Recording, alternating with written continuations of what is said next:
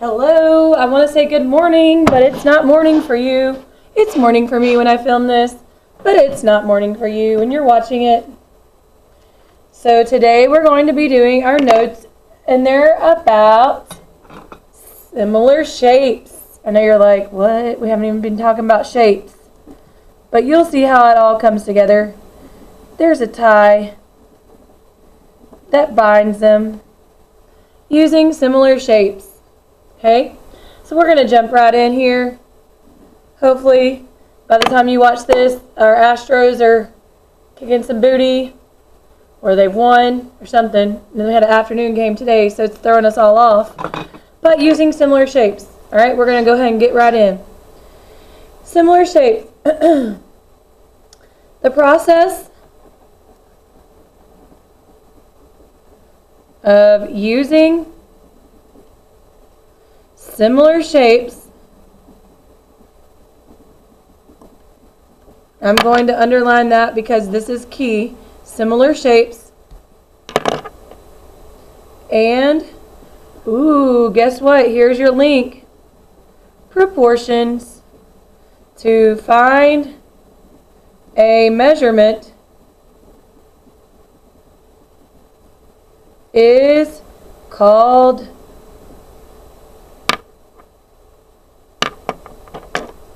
let's underline that proportions. That's the tie there. That's the link from yesterday to today. It's called indirect measurement. And this is one of my favorite things. And I know I sound really geeky and nerdy when I tell you this, but it really is. It's like solving a puzzle. You try to find the missing piece, and you have to look at the evidence you already have. So we're almost like private eyes investigators trying to figure it out, like the missing piece by the little pieces that we already have and putting it together. So let me show you what I mean here. Here's an example. And we are dealing with shapes, so we're going to go a little into geometry. This symbol is a triangle. Duh. So when you see that, it means triangle. Triangle ABC is similar, that's what the squiggly means, similar, to triangle JKL. And I'm going to put a note here. This squiggly means is similar to. Okay? Is similar to JKL. Alright, so A is going to be similar to J. You're going to see this in a little bit. B is going to be similar to K. And L is going to be similar to C. Okay? So we have to find the unknown measures. Ooh, it's a mystery. Find the unknown measures. Okay? So, let's see here. Let me draw the triangles.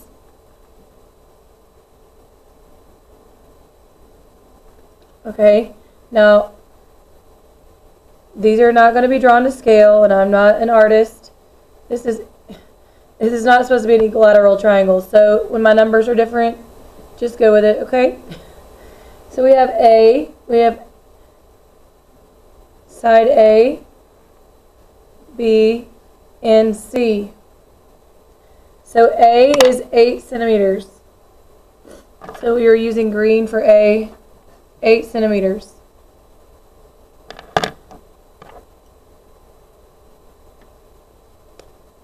B, we're using blue, and it is 12 centimeters, and C is 16 centimeters. Okay, so let's just suppose those are the lengths. All right, so C is pink. All right. So that's our first triangle. This is what we're going to be using to compare to. Our second triangle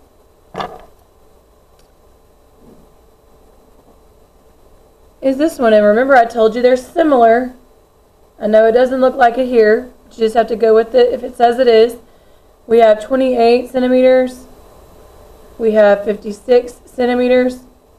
And we have an X. This is what we're trying to figure out right here.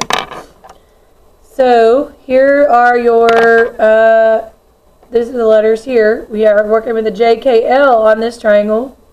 We have J, we have K, and L. So remember, J matches up with A. K matches up with B. That's our missing piece. And C matches up with L. Okay. So now we have our triangle labeled. Can we use what we know here to figure out this? If it tells us here that they're similar, which I know they don't look similar in my drawings, but you just have to trust that they are. Okay. Because it says they are. It's like when your mom, you get in trouble and they're like, why do I have to, you're like, why do I have to do this? And your mom says, because I said so. Yay. All right, so we're going to find X. So X equals blank. Well, let's see if we can figure out what goes in this blank. We're going to have to set up proportions. You have to compare two sides that you know already to the two sides that you're trying to find out, to the side you're trying to find out. So let's just say we're going to go with A, this 8 centimeters here. And we're going to compare that to J, which was 28, because those are the same. It says they're the same. They're similar. A and J are similar. Okay, A and J. So I'm going to put A on top. This is A. This is J. Okay. And then we have to set that equal to, because we're having proportions, two ratios, we're going to set that equal to what we want to find out. We need to find out K, right? But to do that, we have to use the similar side on this triangle, which was the other blue one, which is B. So what's B's measurement? 12. And then this was X, right? We don't know that one. And we could have put this first if that makes you happy, but remember how we solved, this is why I made you do this yesterday.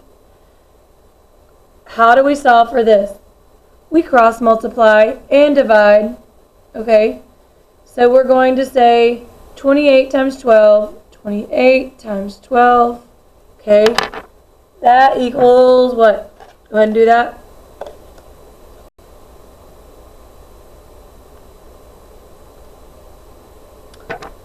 All right,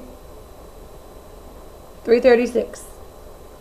And then we're going to divide. So we cross multiplied here. We're multiplying. And then we're going to divide.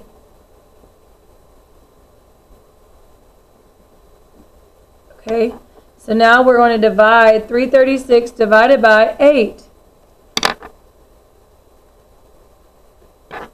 So you're going to do a little math here. 336 divided by 8. Go ahead and pause that. Do your math. You're going to see it's equal to 42. So that means that this is 42. That is your X, 42. See how we solve that? We're going to do one more example.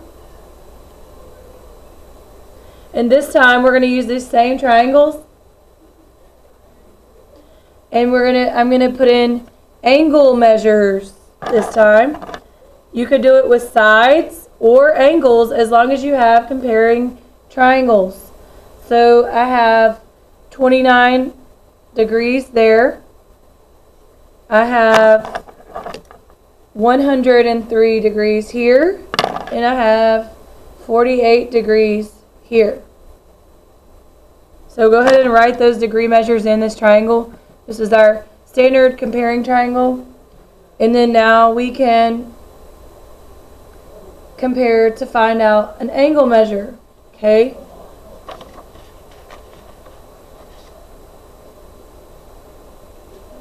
So we want to find out y, and this is y right here.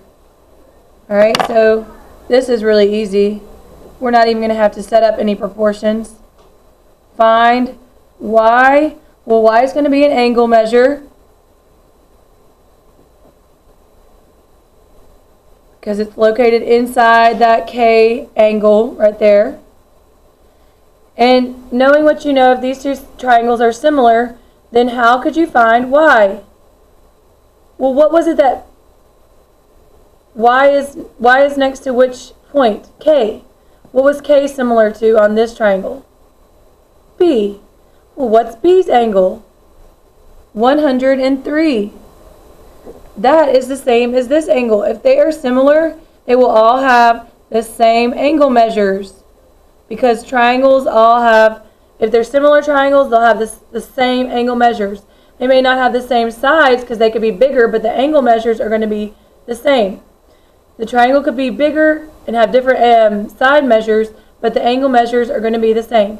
So y is 103. You could just figure that out from here. Okay? All right, we're going to stop there for tonight, and tomorrow we're going to pick it back up with comparing those similar shapes, part 2. We need you to come down to the cafeteria. The lights are off in the gym, and we have all